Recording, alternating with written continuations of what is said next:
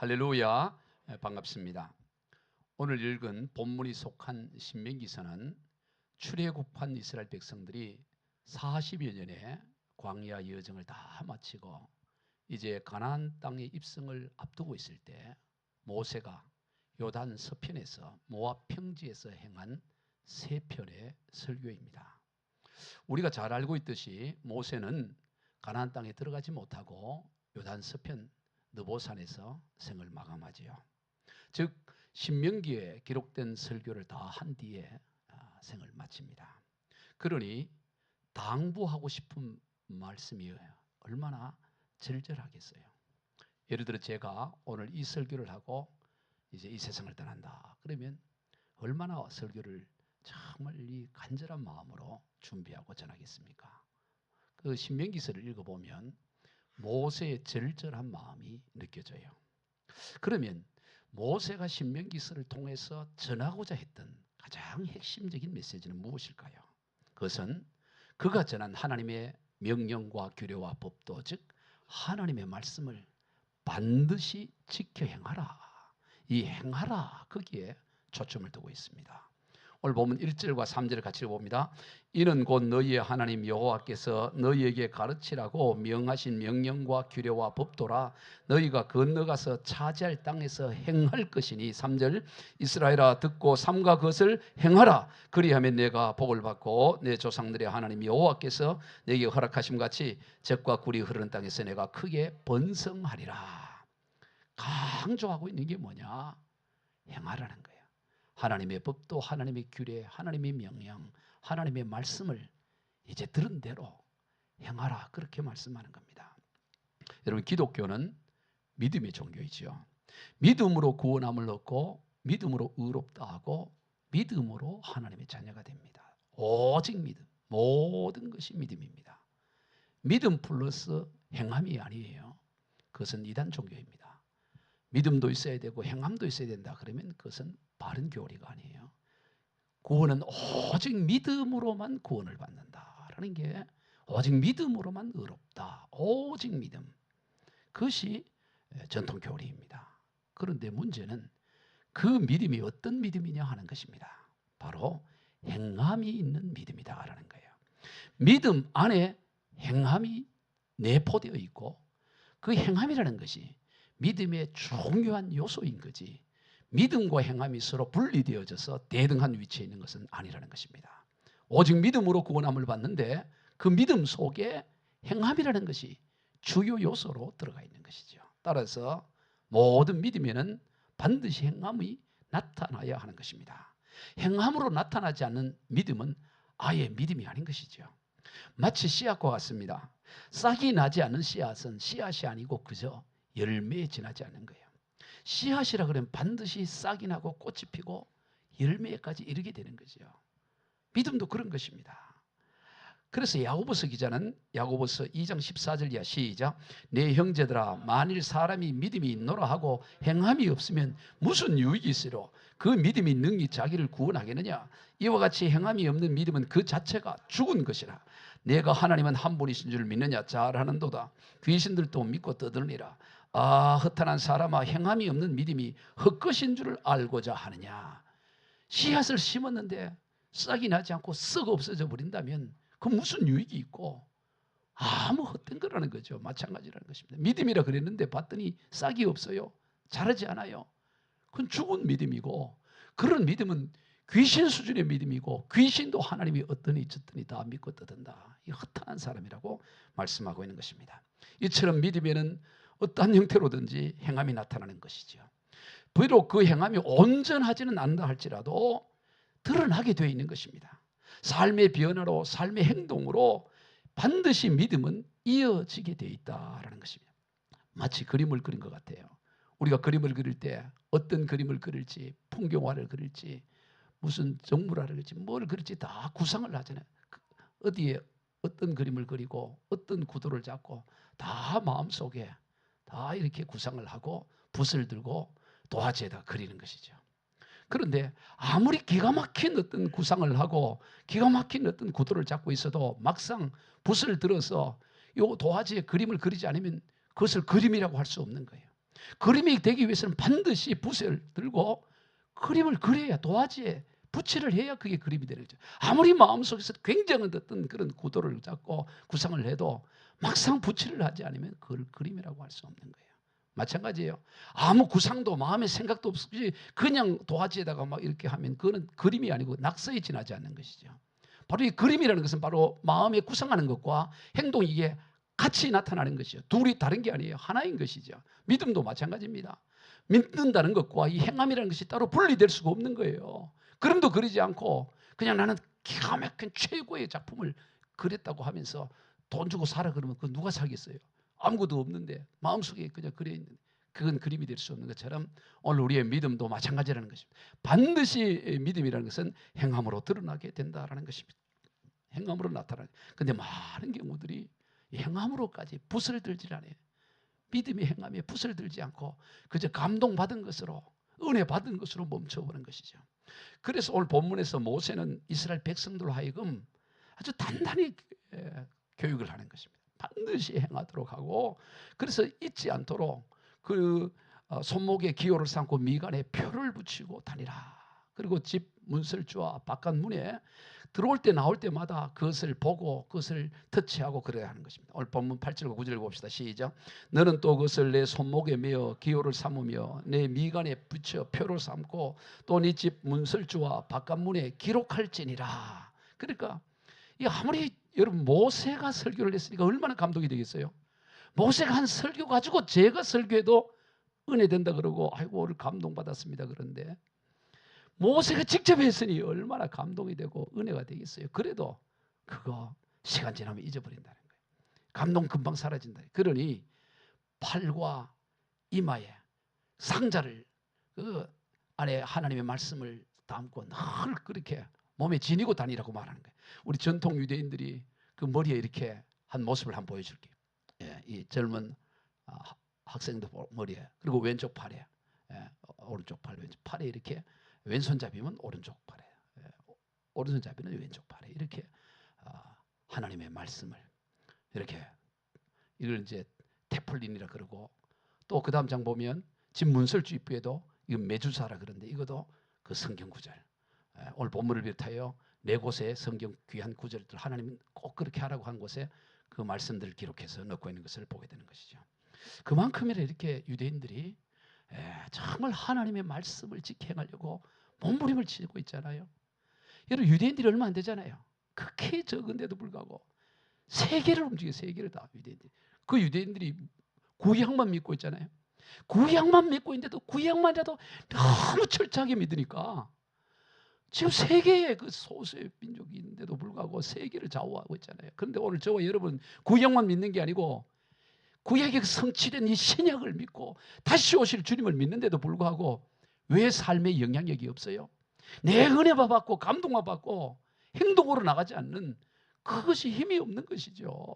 오늘 우리는 유대인들보다 오늘 신약의 말씀 예수님 믿는 우리들은 10배 100배 더 능력 있는 사람이 되어야 될 줄로 믿습니다. 더 능력 있는 것, 정말 그 말씀대로 살고 행하면 반드시 유대인 이상의 비교할 수 없는 능력의 삶을 우리가 살아갈 수가 있는 거예요. 이런 몸부림이 우리에게 있어야 된다는 거예요. 우리가 아무리 하나님의 은혜를 받고 아무리 감동을 받고 눈물을 흘려도 금방 오래 가지 않아요. 마태복음 13장에 보면 예수님께서 씨 뿌린 자의 비유를 말합니다. 바로 씨는 하나님의 말씀이고 밭은 사람의 마음인데 아무리 귀한 씨를 이 밭에 뿌려도 그 씨가 땅에 뿌리를 내리고 깊이 뿌리를 내리지 않으면 금방 새가 와서 금방 주워 먹고 잡초가 나서 금방 덮어버리고 그러지 못한다는 거예요. 30배, 60배, 100배의 열매를 맺기 위해서는 가만히 있어서 그냥 씨가 되는 것이 아니고 그 땅에 뿌리를 내리고 비바람을 맞고 그리고 뜨거운 햇살을 경험하고 이겨나갈 때, 그럴 때 열매를 맺는다고 마태복음 13장에서 주님이 말씀을 하고 있어요. 이처럼 하나님의 말씀이 행동으로 그걸 돌파해 나가야 된다는 거예요. 그럴 때 영향력이 있고 열매를 맺는 그런 삶을 살 수가 있다는 거예요. 전에도 한번 말씀을 드리는 것 같습니다만은 어느 교회 앞에서 가게를 하는 분이 계셨어요. 이 가게를 하는데 어느 날부터 그 교회를 막 자랑하기 시작하는 거예요. 목사님이 새로 부임을 했는데 그 목사님이 설교를 그래 잘한다는 거예요. 너무 은혜롭고 설교 너무 잘한다고 막, 그래서 그 가게에 왔던 손님들이 그 교회 집사님이냐 그러니까 아니 나는 집사도 아니라고. 그 목사님 설교 그러면 어떻게 듣고 그렇게 설교를 잘한다고 교회도 안 가봤는데 어떻게 그래 아니야 이랬더니 방송 설교 들었냐? 방송 설교도 안 들었네. 그럼 교인들이 하는 얘기 듣고 하는 거냐? 교인이 듣고 하니. 그럼 어떻게 새로 부임한 목사님이 그렇게 설교 잘하는지 그 교회 가라고 그러고 자기도 때가 되면 가겠다고 그러냐? 그 사람 답이 그거예요. 새로 목사님이 부임하고 나서 그 교회 교인들이 외상값을 잘 갚는다. 다 외상 다 갚는 걸 보니까 틀림없이 목사님 설교가 이게 잘할 거다. 그러니 교인들이 외상값을 갚지. 그거 보면 아니까 내가 설교 잘할 거다고 믿는다는 거예요. 여러분, 저는 강남에서 제일 설교 잘하는 목사가 되고 싶어요. 외상값 잘 갚기 바래요. 여러분이 잘해야 되는 거예요. 여러분이 행동으로 나타나는 행동으로. 감동 아무리 받아보다 한순간에 사라진다고. 여러분 감동은 사라져요. 감동을 붙잡는 길이 뭐냐? 행동으로 나갈 때 그 감동이 유지가 되는 거지. 행동화되지 않으면 감동은 한순간에 사라져버리는 것입니다. 그래서 예수님께서도 마태복음 5장부터 7장까지를 우리가 흔히 산상수훈, 산상보훈이라고 하죠. 보배로운 교훈이라는 말이에요. 산 위에 사신 보배로운 교훈인데 그 마태복음 5장부터 7장까지는 예수 안 믿는 사람도 읽어도 다 감동이 돼요. 너희는 세상의 빛이라. 얼마나 좋은 말씀이에요. 너희는 세상의 소금이라. 좋아요. 누구든 내 오른뺨을 치면 왼뺨을 돌리더라. 세상 어느 경전에 그런 말씀이 있어요. 오른뺨을 때리는데 왼뺨도 들이대고. 이게 여러분 오해하면 안 돼요. 죽이려면 죽여라. 이렇게 하는 게 아니에요. 그래가 들이대는 게 아니고 그거 받아들인다는 거예요. 받아들이고. 고바라의 속옷을 가지고 오고자 가는 게에 그도까지도 주고 원수를 사랑하고 너희를 박해하는 자를 위하여 기도하라. 오른손이 하는 일을 왼손이 모르게 구제하라. 얼마나 귀한 말씀입니까? 예수를 안 믿는 사람도 들으면 다 은혜가 되고 감동이 되는 말이에요. 그런데 그 보배로운 교훈인 산상보훈을 마무리하면서 마지막 결론이에요. 마지막 결론을 주님이 어떻게 맺느냐? 그 귀한 말씀을 5장부터 7장까지 귀한 말씀을 7장 마지막에서 뭐라고? 그러므로라고 하면서 결론을 이렇게 맺습니다. 우리 마태복음 7장 24절 같이 봅니다. 시작. 그러므로 누구든지 나의 이 말을 듣고 행하는 자는 그 집을 반석 위에 지혜로운 비가 내리고 창수가 나고 바람이 불어 그 집에 부딪히되 무너지지 아니하나니 이는 주추를 반석 위에 놓은 까닭이요 나의 이 말을 듣고 행하지 아니하는 자는 그 집을 모래 위에 지은 어리석은 사람 같으니 비가 내리고 창수가 나고 바람이 불어 그 집에 부딪히며 무너져 그 무너짐이 심하니라. 마지막 결론이 뭐예요? 너희들이 아무리 주옥 같은 말씀 듣고 여러분 예수님의 말씀이었으니 얼마나 감동이 되겠어요. 모세보다 더 뛰어나지 않겠어요? 모세 주님이 그 주옥 같은 말씀을 주님이 직접 했으니 그걸 듣는 사람들이 얼마나 감동이 되고 은혜가 되었겠어요. 그러나 그것도 너희들이 행동으로 나가지 않으면 그거 다 유익하지 않는다.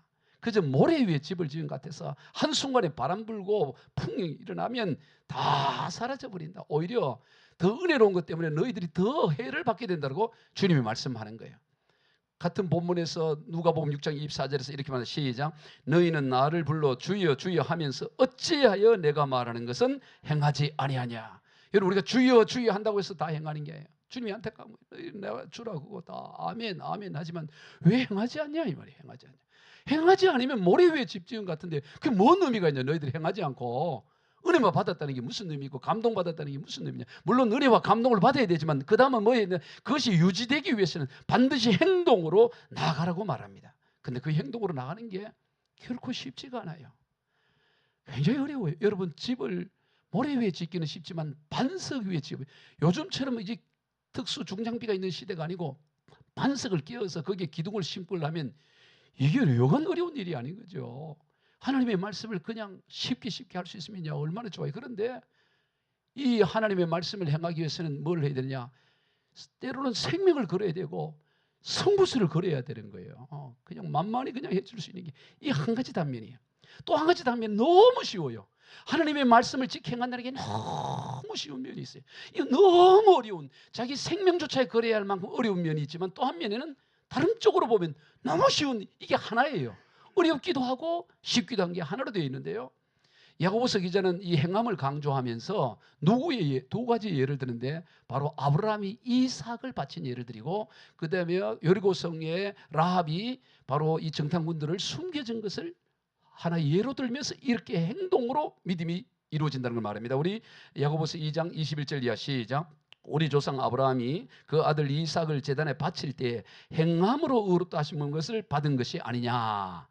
아브라함이 행함으로 의롭다 함을 받다. 야고보서 2장 25절 또 이와 같이 기생 라합이 사자들을 접대하여 다른 길로 나아갈까 할 때에 행함으로 의롭다 하심을 받은 것이 아니냐.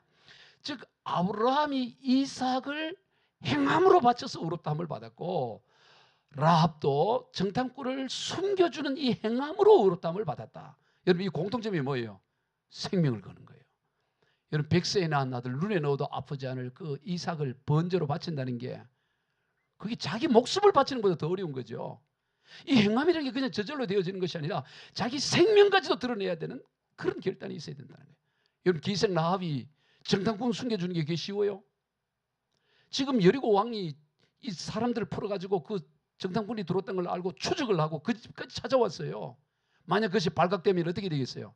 3족이 다 멸망을 당한다. 자기가 하나 죽는 정도가 아니고 온 가문이 다 죽을 수가 있어요.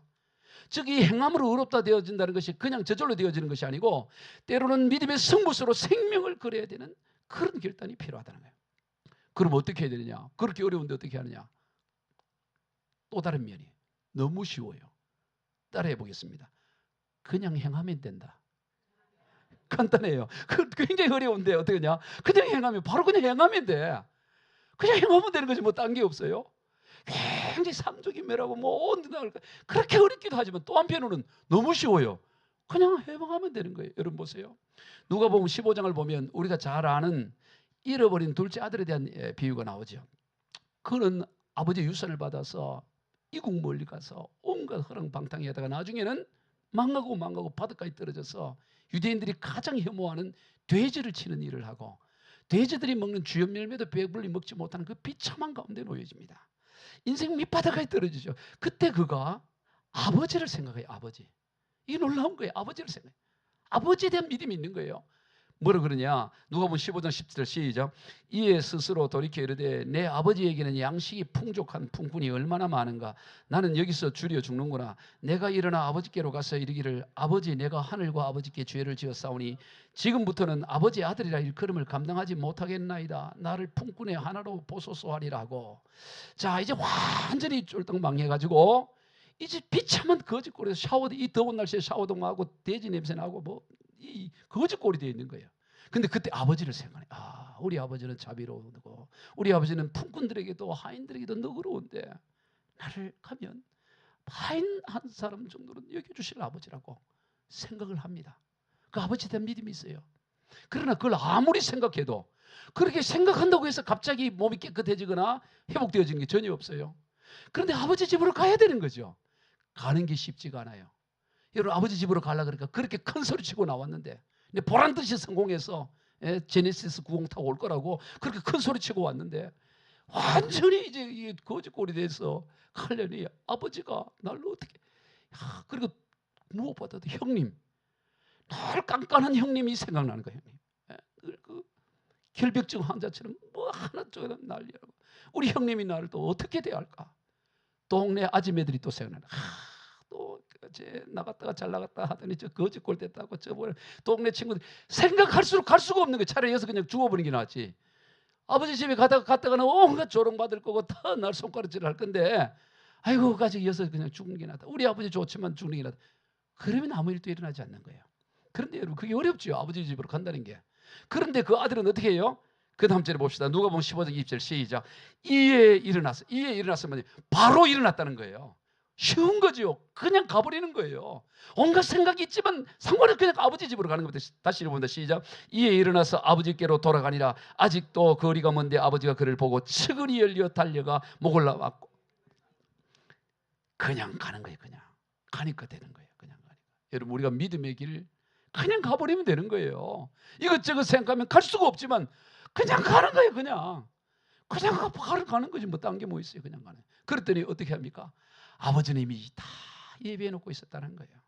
아버지가 어떻게 예비해서 아들이 돌아올 걸 준비해서 농마다 철마다 다 신상품으로 옷을 다 좋은 옷을 다 농에 넣어놓고 있고 심지어 금가락지도 다 요즘 금값 비싼데 금가락지 다 준비해 놓고 있고 좋은 신발 다 신발 준비해 놓고 심지어 잔치하려고 이 송아지까지 살을 통통하게 찌어 놓고 다 준비되고 되고 있는 거야. 그러나 가지 않으면 아무 의익이 없는 거예요. 아무리 아버지가 다 준비해 놔도 아버지 집으로 발을 내딛어 가지 않으면 그게 준비한 게 아무것도 없어요. 발을 내딛어 아버지 집에 갔을 때 아버지는 그를 향해 달려가면서 아버지의 역사가 일어나는 걸 봅니다. 따라해 봅시다. 하나님께서는 우리가 행동할 때 개입하시고 역사하신다. 여러분, 우리가 행동하기 전에도 하나님은 준비하고 계세요. 그러나 행동할 때 개입을 하세요. 우리가 행동으로 발을 내디딜 때 하나님이 개입하시지, 발도 내디디지 않는데 하나님이 개입하는 법이 없어요. 다 준비를 해놓고 있지만 우리가 믿음으로 발을 내디딜 때 하나님은 개입하셔서 역사하신다 이 말이죠. 이 누가복음 15장에서 아버지가 다 준비해놨지만 개입하지 않습니다. 아들이 집으로 돌아올 때 개입하고 달려가서 그 모든 준비된 것을 아들에게 주는 것을 보는 것처럼 우리가 어떻게 해야 되느냐? 바로 이 믿음, 이 감동을 소멸하지 말고 그것을 붙잡고 믿음으로 나아가야 되는 것입니다. 중요한 것은 뭐냐? 어차피 우리의 것으로는 부족하다는 것이에요. 그냥 말씀으로 가는 거지. 어차피 모든 게 여러분 하나님의 자원으로 우리가 살아가는 것입니다. 우리는 그저 가만히 보면 흉내내는 것에 지나네. 신앙생활은 여러분 뭐냐면 가만히 보면 다 흉내내고 있는 거야. 그게 보면 우리의 것으로 뭘 하는 게 없어요. 우리가 오늘 이렇게 살아가는 것도 다 우리가 하나님의 은혜로 살아가는 거고 하나님 손에 있는 거지. 내가 막 건강을 유지한다고 건강해지는 것도 아니야. 너무 여러분 건강 내 모임은 무슨 뭐 건강 헬스 너무 그러지 말아요. 우리 인생이 건강을 여러분 우리나라에서 제일 건강한 지난주에 보니까 71세인가 71세인데 허용호라고 여러분 알아요? 7대륙 최고봉 7대륙 최고봉을 최초로 점령한 사람이라고.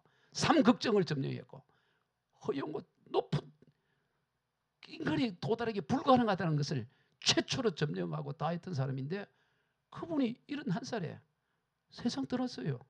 몸 관리 안 해서 그랬습니까? 오늘 우리가 다 살아가고 하는 게 하나님 은혜인 줄로 믿으시길 바랍니다. 다 하나님의 축복으로 그렇다고 마음대로 뭐 이렇게 하지만 기본만 하지 너무 지나치게 그럴 거 없어요. 다 하나님의 자원으로 우리가 살아가고 하나님의 은혜로 살아가는 것입니다. 우리가 하는 것은 그저 뭐냐? 그 은혜를 가지고 따라가는 것입니다. 출애굽기 14장에 보면 홍해 앞에 있는 모세를 향해 하나님 이렇게 말합니다. 출애굽기 14장 10절 시작. 지팡이를 들고 손을 바다 위로 내밀어 그것이 갈라지게 하라. 이스라엘 자손이 바다 가운데 마른 땅으로 행하리라. 여러분 우리가 믿음으로 행한다는 게 뭐냐? 흉내내는 거예요 사실은. 아니 지금 앞에 시퍼런 바다 위에 지팡이 바다 위에 나간다고 해서 바다가 갈라집니까? 여러분 지팡이 가지고 접시에 물도 안 갈라져요. 오늘 이따 점심 먹을 때 접시에 물 갖다 놓고 지팡이 들고 있어요. 물이 갈라집니까? 지팡이 아무리 들고 있어도 접시에 물도 안 갈라진다고. 그런데 바닷물이 어떻게 갈라져? 갈라질 것처럼 그냥 흉내내는 거예요. 흉내내고 들고 있으니까 갈라지는 거예요. 할렐루야. 다 우리의 행동이라는 게 어떻게 보면 불가능한 거지. 바다를 어떻게 지팡이로 어떻게 갈라? 이건 불가능해요.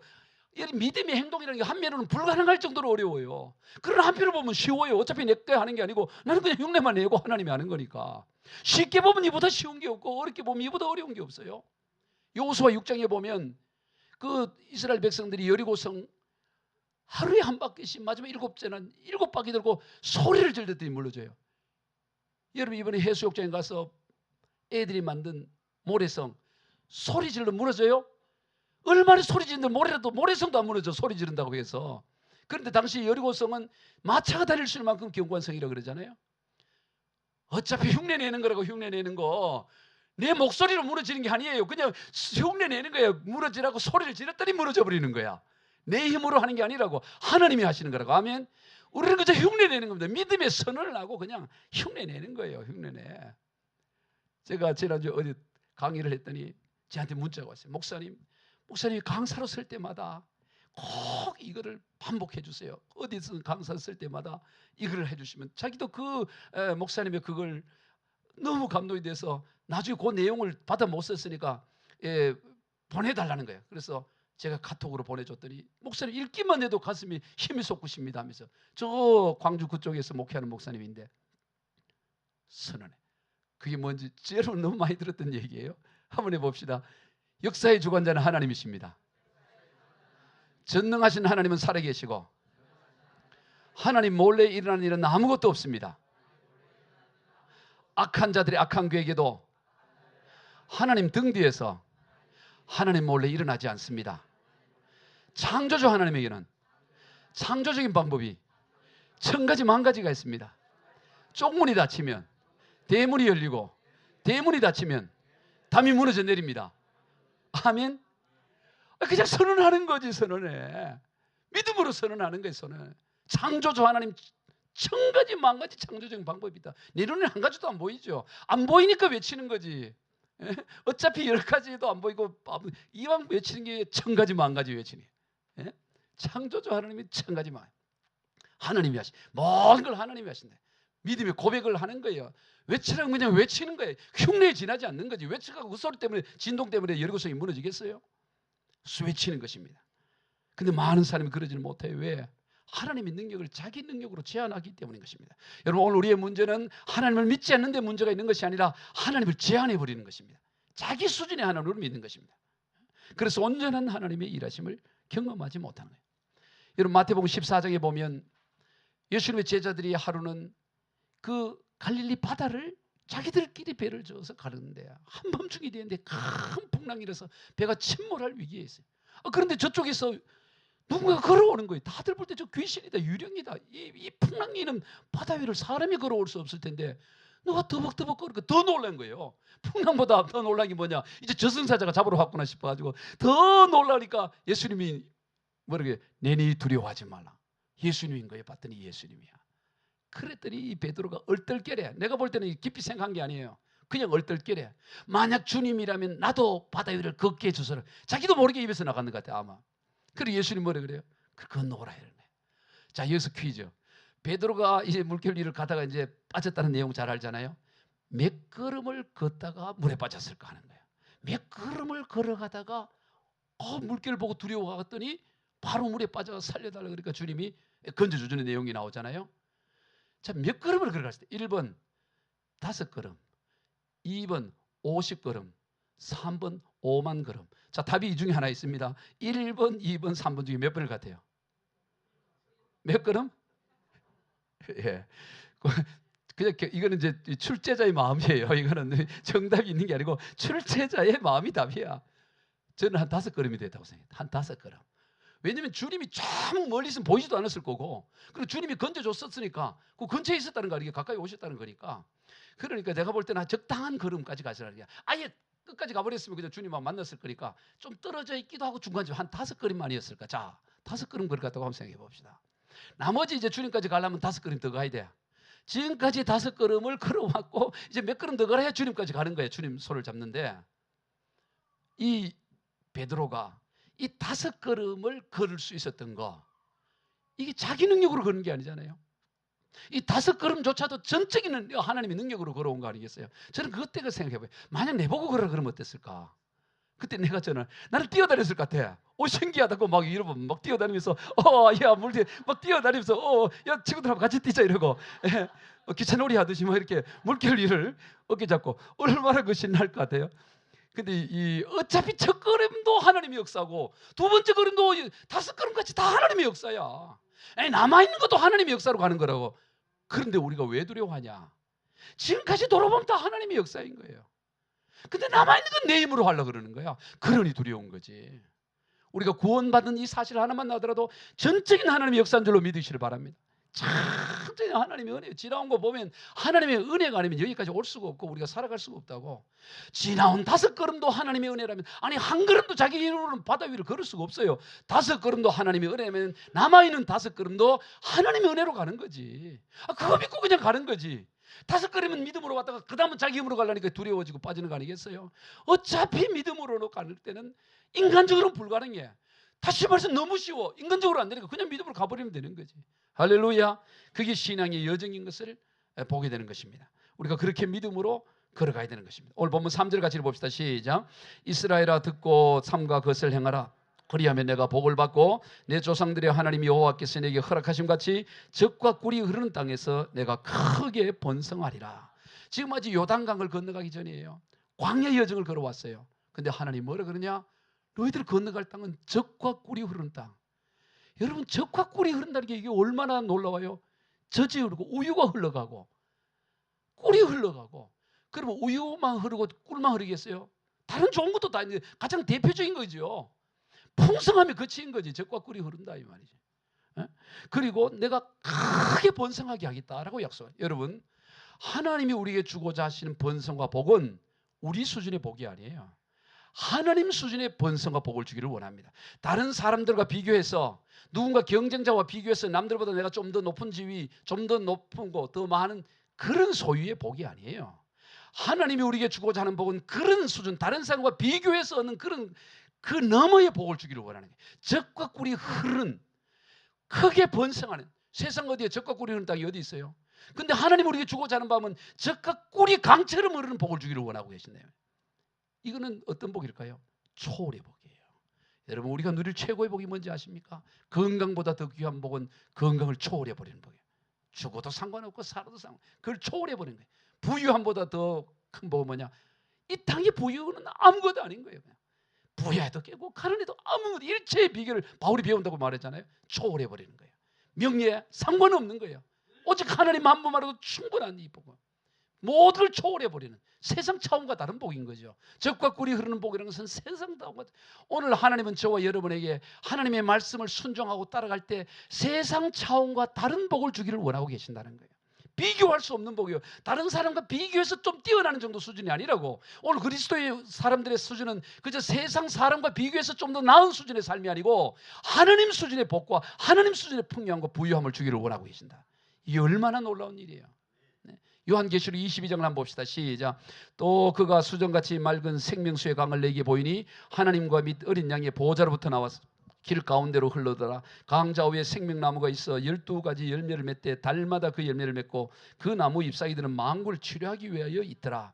이 요한계시록이 작성될 때 바로 사도 요한이 밤모섬에 사방이 다 갇혀 있는 곳에, 어디도 출구가 보이지 않는 그곳에 있을 때 하나님 그에게 환상 가운데서 성경의 마지막인 요한계시록 중에서도 마지막인 22장에서 뭐를 보여주시냐?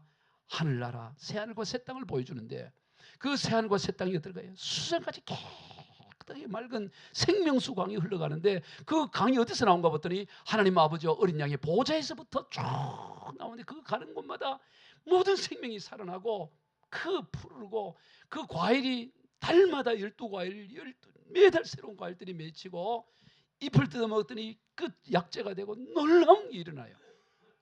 왜 그것을 하나님이 기록했을까요? 우리가 장차 이를 새하늘과 새 땅은 그런 곳이니 이 땅에서 참고 견뎌라, 죽으면 거기 가서 그거 누리라, 그러기 위해서 기록했을까요? 물론 그런 면도 있겠죠. 우리가 이 땅을 떠나 새하늘과 새 땅 가운데 살아갈 때 그런 것을 누리기도 하겠죠. 그러나 그거 바라보고 참으라고 하나님이 주신 게 아니에요.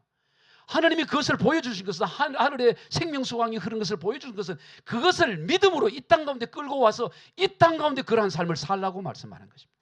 여러분, 천국에 흐르는 생명수강이 오늘 우리의 삶과 무슨 의미가 있습니까?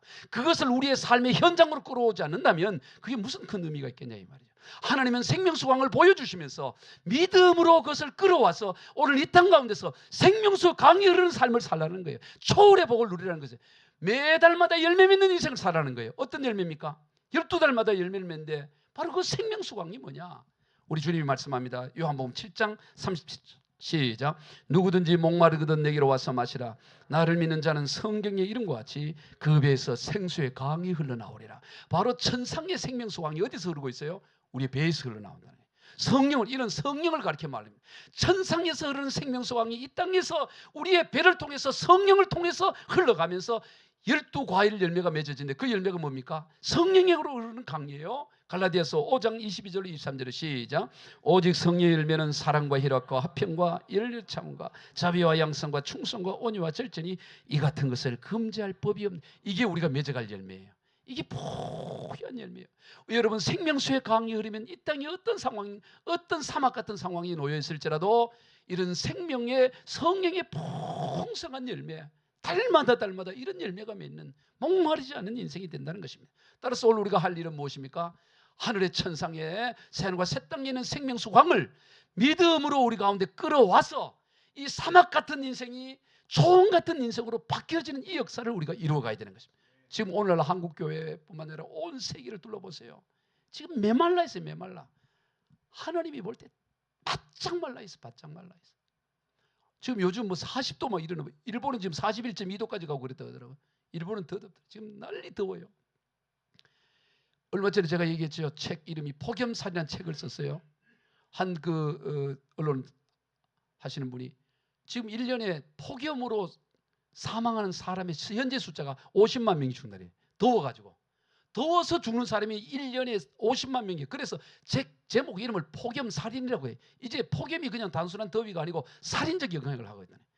여러분, 이 물리적 세계의 폭염뿐만 아니라 이 심리적 세계도 폭염이 바짝바짝, 하늘나라에서 보면 그냥 땅이 바짝바짝 닿아요. 옛날에 시골에 여러분 논이에 가보면 논이 쩍쩍쩍 막 갈라지지 않아요? 보면 농부가 가슴이 타요. 이 비가 안 오면 농부가 말라가는 걸 보면 그냥 가슴이 탄다고. 하나님 볼 때 지금 이 세상이 그래요. 이 세상이 가정들이 다 무너지고. 예, 여러분 TV 같은 데 보면 뭐 오은영의 결혼 지옥, 먼 지옥, 뭐 서장훈인가 다 들어보면 야 지금 난리 나는 거예요. 다 난리쯤. 뭐로 해결할 것 같아요? 오늘 생명수 강이 흘러야 될 줄로 믿으시길 바랍니다. 하늘의 생명수 강을 우리가 흘러보내야 된다고 흘려. 그럴 때 나만 사는 것이 아니고 이 생명수 강이 이 시대를 살려야 되는 거예요. 지금 마약 말할 것도 없고 뭐 온갖 여약이 온통 지금 목마름과 메마름으로 가득 차 있는 여기에 오늘 우리의 교회가 생명수 강을 흘려보내는 그 우물 같은 인생이 되기를 주의 이름으로 축복합니다. 펑펑해서 흘러보내야 돼요. 여러분 그 부가리포레아의 리비아는 아프리카에서 석유 생산국으로 제일 생산을 많이 하는 나라가 리비아예요. 여러분 리비아 옛날에 카다피 들어봤죠? 독재자 카다피. 이 리비아는 세계에서 석유 매장량이 9번째로 많은 나라예요. 아프리카에서는 제일 첫 번째고. 그러니까 이 석유로 돈을 버는 거지 땅에. 그래서 석유를 시추하고 찾아다가 1950년대 뭐를 발견했냐? 석유보다 더 귀한 걸 발견했어요. 막 땅을 파고 들어가는데 석유가 펑펑 올라오는데 어떤 데를 봤더니 석유보다 더 귀한 게 올라와요. 여러분 석유보다 더 귀한 게 뭘 같아요?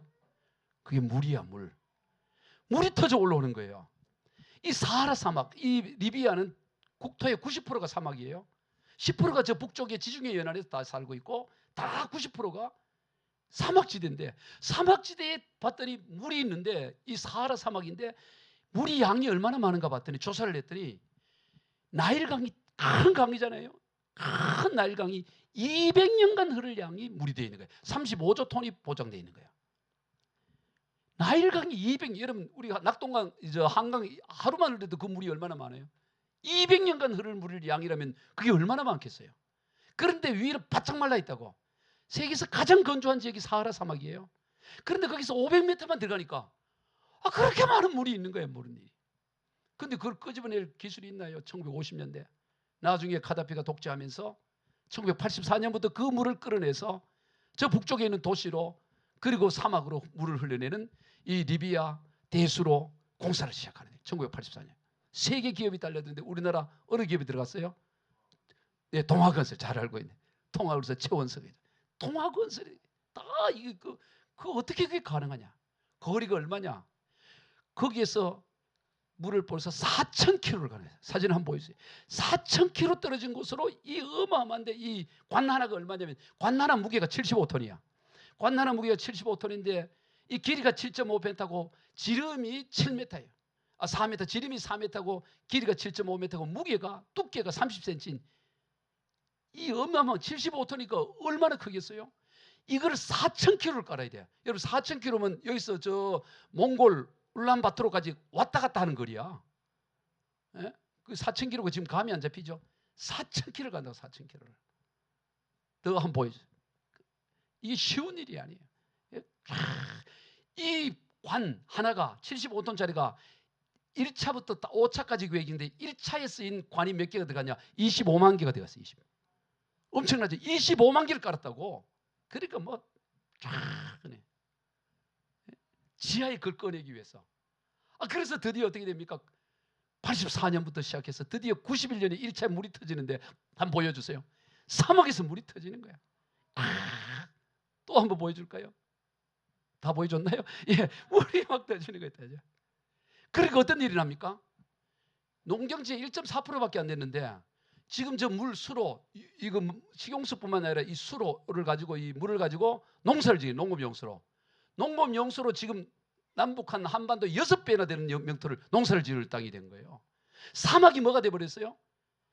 촌농사 짓는 땅이 돼버렸다고. 그 메마른 땅이.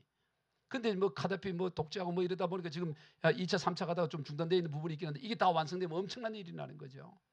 이런 내가 왜 이 얘기를 하느냐? 여러분 우리의 인생 가운데도 뭐냐면은 사막 같은 인생이 있어. 사막 같은 인생이 다 메마른 인생이야. 그런데 그것만 있는 게 아니라고. 사하라 사막 가장 건조한 지역에 어마어마한 양의 물이 이 지하수가 있는 것처럼 하늘나라에는 비교할 수 없는 생명수 강이 있는 거예요. 우리는 지하수를 꺼내 쓰는 게 아니라 천상수를 끌어와서 쓰는 거야. 이걸 믿음으로 꺼내. 여러분 이게 지하수 끌어내는 게 쉬울 것 같아요? 어렵지요. 날씨가 50도를 넘고 모래바람이 폭풍이 들고 막 그 영상을 보면 막 안개 일어나듯이 연기가 이제 막 공사할 때마다 먼지가 막 일어난다고. 그걸 뚫고 공사를 하는 거예요. 그러니 또 저렇게 변하는 거 아니겠어요? 여러분 오늘 우리가 하늘의 생명수를 받아 누리는 삶이 그냥 가만히 있으면 낮잠 자고 편안하고 아멘하면 그게 누려지는 삶이 아니라고요.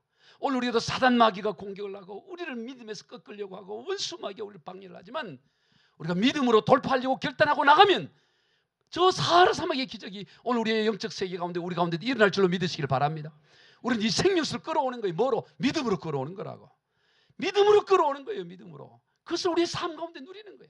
그래서 나의 목마름뿐만 아니라 우리 주변과 자녀와 우리 모든 사람들에게 이 생명수의 강을 흘려보내는 저와 여러분이 다 되시기를 주 예수 그리스도의 이름으로 축복합니다.